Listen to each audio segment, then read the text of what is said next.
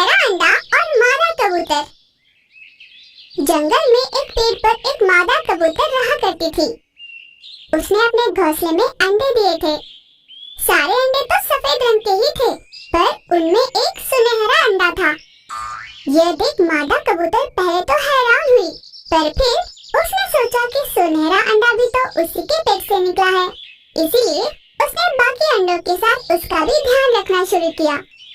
एक दिन तेज हवा चली और कबूतर का घोंसला गिर गया, जिस कारण मादा कबूतर के सारे अंडे टूट गए, सिवाय उस सुनहरे अंडे के। घोंसला देखकर मादा कबूतर बहुत दुखी हुई।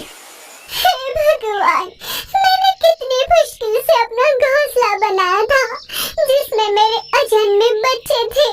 सब कुछ खत्म हो गया। इस निर्दयी तूफानी हवा को क्या आज ही चलनी थी? आ भी गई तो क्या मेरे ही अंडों को नष्ट करने आई थी? ऐसे आक्रोश में रोई जा रही थी। तभी उसकी नजर पड़ी उस सुनहरे अंडे पर। जिस अंडे को देखकर मैं घबरा गई थी, वही अंडा बच गया। कम से कम इसे तो संभाल कर रखूंगी। फिर मादा कबूतर उस सुनहरे अंडे के पास गई और उसे प्यार से सहलाकर उसका खूब ध्यान रखने लगी। समय बीता। उस अंडे से एक चिन्ना मिन्नू सा सुनहरा कबूतर निकला। मादा कबूतर ने उसे खूब लाड प्यार से पाला और बड़ा किया। उस नन्हे कबूतर का उड़ने का समय आ गया था, पर मादा कबूतर उसे कहीं जाने नहीं दिया करती थी। उसके लिए खाने का इंतजाम वह खुद ही किया करती थी। एक दिन मादा कबूतर की सेहत बिगड़ गई। उसे बुखार हुआ, उड़ने की भी ताकत नहीं थी उसमें। अपने अन्न का जुगाड़ करने नहीं जा पा रही थी और कोई चारा न होने पर उसने सुनहरे कबूतर को अपने पास बुलाया। बेटा, मेरी सेहत काफी खराब है, मुझमें उड़ने की भी ताकत नहीं, तुम्हारे लिए अन्न का इंतजाम नहीं कर सकती और तुम्हें भूखा भी नहीं रख सकती। अब तुम्हें खुद जाकर अपना अन्न लाना होगा, वरना तुम नहीं जी पाओगे। पर माँ, मैं आज तक कभी इस घोंसले से बाहर नहीं निकला, मुझे तो पता भी नहीं कि कैसे जाना है। मादा कबूतर कुछ न कह सकी।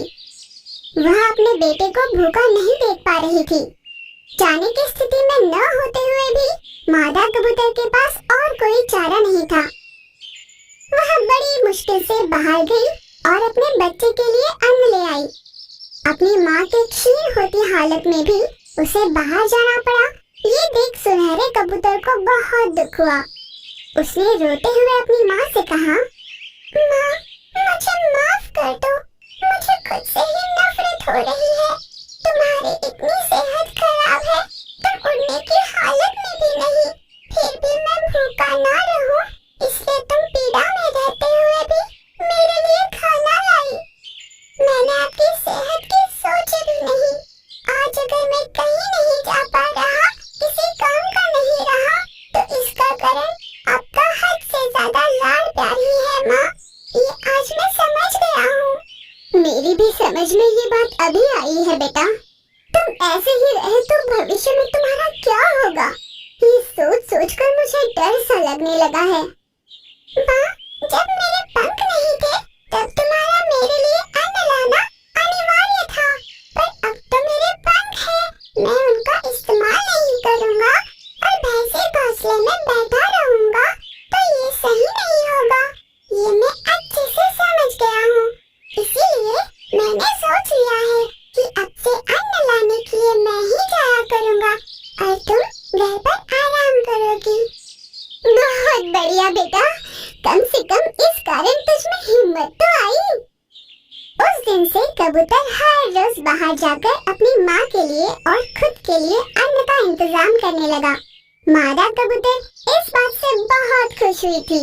अपने बेटे को देख माँ बहुत निश्चिंत हुई। हर माँ बाप को अपने बच्चों से लाड प्यार करना चाहिए, पर इतना भी नहीं कि उससे बच्चे किसी काम के न रहे। आत्मनिर्भर होना जरूरी है। माँ बाप का प्यार बच्चों को आगे बढ़ने में सहायक होना चाहिए। यानी मेरे जैसे होने चाहिए, है ना माँ?